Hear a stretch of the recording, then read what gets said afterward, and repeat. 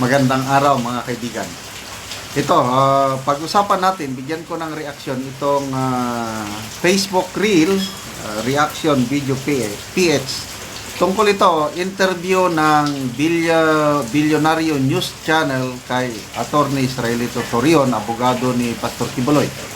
So, tinanong tungkol sa pahayag ni Senator Hontiveros na nabayaran lang daw yung si alias Rene, kung bakit siya bumaliktad sa kanyang testimony na binayaran daw siya ni Senator Risa. Okay, pakinggan natin Senadora Risa ay maaaring pinilit lang daw at binayaran ang nasabing testigo para siraan ang ongoing criminal proceedings against Pastor Kibuloy at may ebidensya raw siya na gawa-gawa lang daw ang pahayag niya ngayon. Ano po ang sagot niyo rito? Gaya ng nasabi ko, wala po kaming kinalaman nitong paglabas nitong witness na ito po. No? So, paano naman makapilit yung tao na nasa kulungan po, 75 years old na yun, at nakakulong na po, medyo matagal-tagal na. And they have all the powers ngayon. Medyo kaibigan nila yung PNP, kaibigan nila yung mga otoridad, at sitting senator siya. Huwag naman siguro sabihin na kaya ni Pastor Apollo si Kibuloy na pilitin ito at pwersahin itong tao na ito kung sa itong lumabas. Kaya nga ako na-surprise nga dito. Kaya at first, nag-refuse ako because I wanted to check first kung totoo ba talaga ito at kung sino nasa likod nito. At kung nung nalaman ko na parang totoo nga, then nagpaundak ako first Bilyonaryo Channel. Ngayon na ako nagsalita po ngayong gabi lang po. At ini ang sinasabi po ni Senadora Risa ay Yun. So, yan din, inaabangan ko talaga na magsalita itong si Attorney Torion dahil alam ko, malapit siya kay Pastor Kibuloy. So, walang kinalaman ang kampo ni Pastor Kibuloy. So, sino? Ako, mataas ang respeto ko pagtingin ko dito kay Attorney Torion. Naniniwala ko sa kanya na wala silang kinalaman kasi nga nakakulong si Pastor Kibuloy. Ang powers that be, ang makapangyarihan, itong kampo ni Senator Hontiveros, sitting senator siya, malapit siya sa admin. Hindi naman natin masabing oposisyon dahil wala pa akong nakita na binatikos niya ang administrasyong Marcos. So, sino ang nasa likod ni alias Karine? Bakit siya nagsabing ganyan? Sino, kung totoo yung akusasyon na pinersa o nagbayad, sino ang nagbayad sa kanya? Yan ang palaisipan.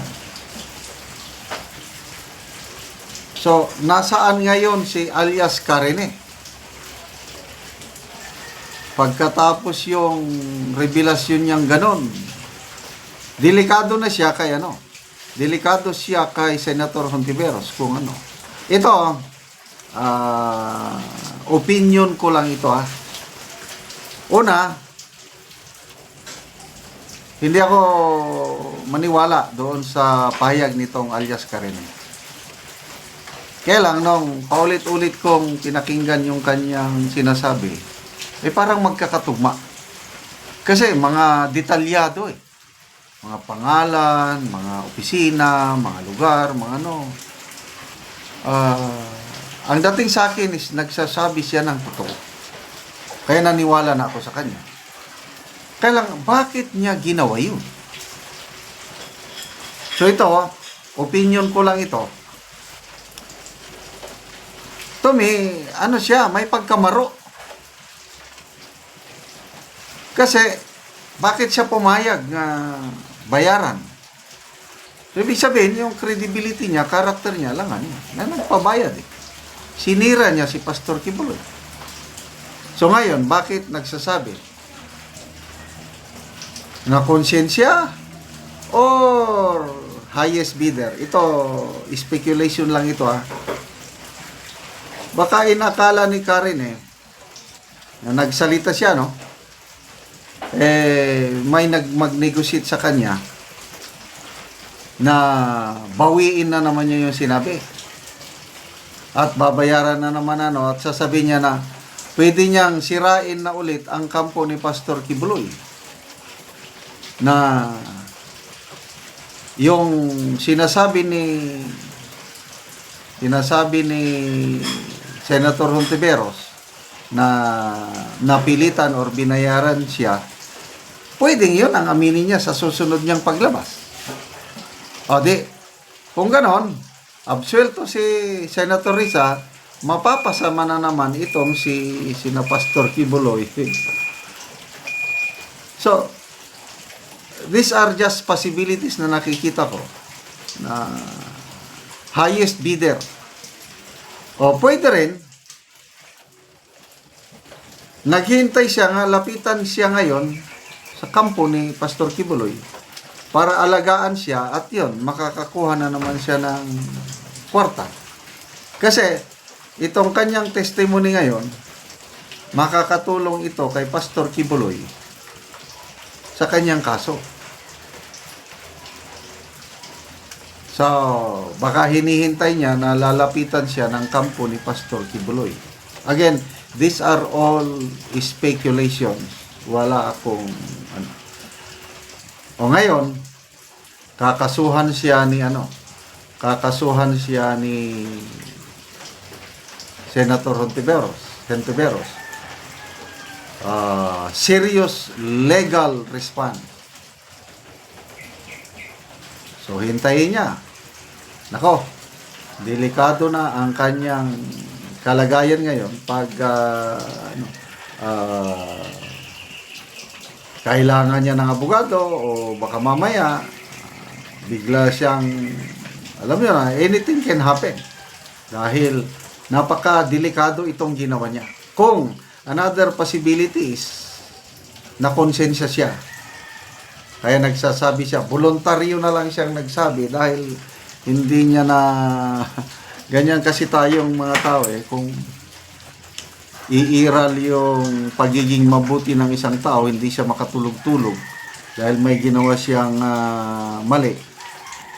Ang makakapagbigay lang ng katahimikan yung magsabi siya ng totoo. Posibleng ganyan din ang mangyari. So, good luck. Malaking issue ito laban kay Senator Risa Hontiveros. Salamat mga kaibigan sa inyong pagsubaybay sa ating channel.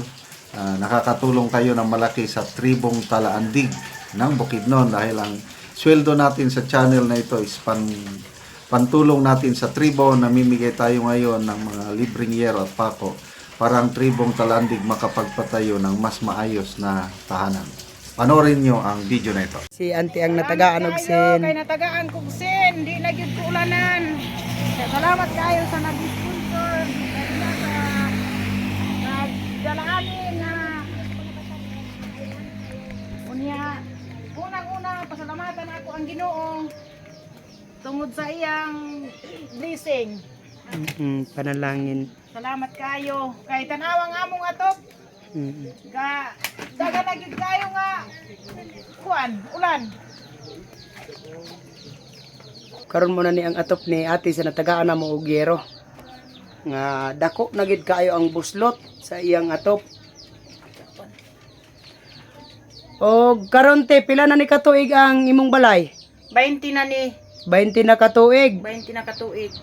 So karon pa gid ka maka kuan og yero. Karon pagyud ko sa dugay na nga panahon ay pagyud ko nakadawat o ginabangasin.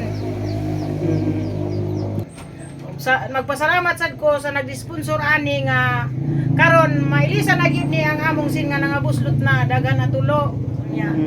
Makagatop nami mabaguan na dili nami ulanan. Pila ka buok ang imong anak te? Kuan 8 8. tanan ang imong Ay anak. 8 mi tanan dire unom ang akong anak. Unom ang imong anak. Mm. So 8 mo tanan. Oh, so wala pa imong anak te nga nakapamilya. Na isa mao ika unom nga akong anak. Ay pila mo nga na kuante, pila nga Edad 43 na ko. 43 na ka. Mm. Oo. So kuan gid ti ang imong balay buslot na gid kayo. kung ulan di na gyud mi pagkakuan ani kung ulan kay ang among kuan abo ga kuanan ra ganit na namong palangkana aron nga dili lang magkuan ang tubig. So salamat kayo te. Sa nagdi-sponsor, unang-una akong pasalamatan ang Ginoo